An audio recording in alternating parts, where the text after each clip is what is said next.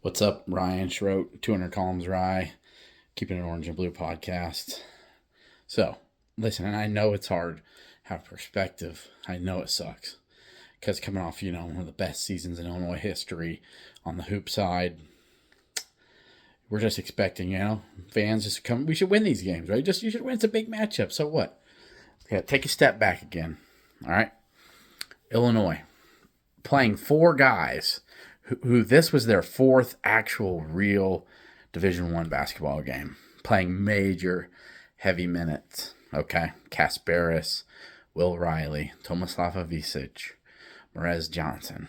Okay, the only guys that have played, that were really contributing, that have been major contributors in their past. Ben Hummerkaus, by the way, who's coming from the Missouri Valley Conference. Trey White, who really didn't get tons of tick in that second half. Louisville, USC, and Kylan Boswell from Arizona. And then you see, Kerry Booth barely getting any at all because he doesn't guard anybody.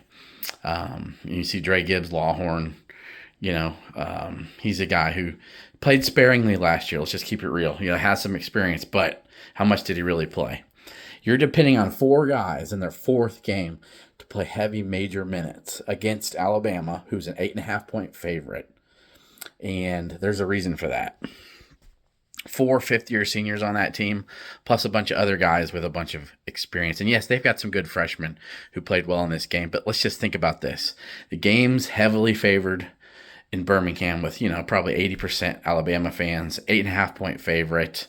Final Four team that has almost everybody back on it, okay? Think about that.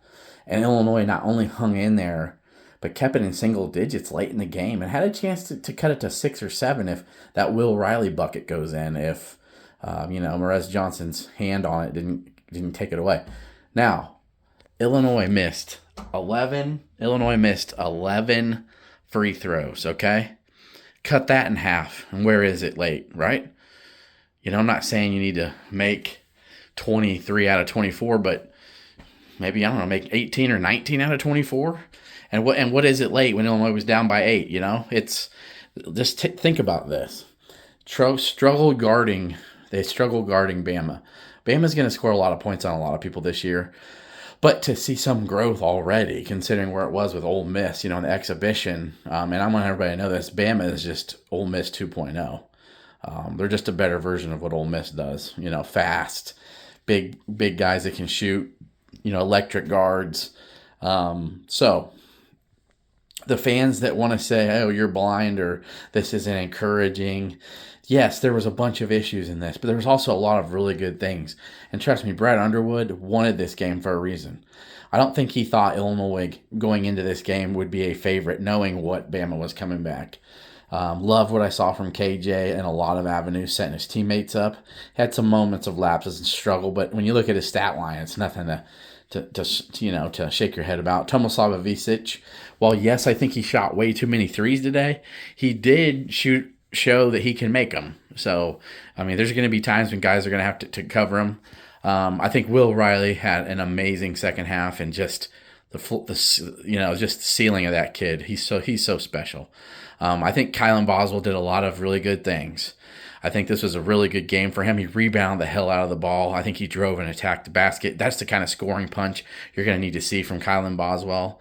Dre Gibbs Lawhorn did some good things, but, trailing behind your guy pretty much all game, fully contesting at a guy and closing out that hard when he's a driver as well, created some issues. Got to make your free throws.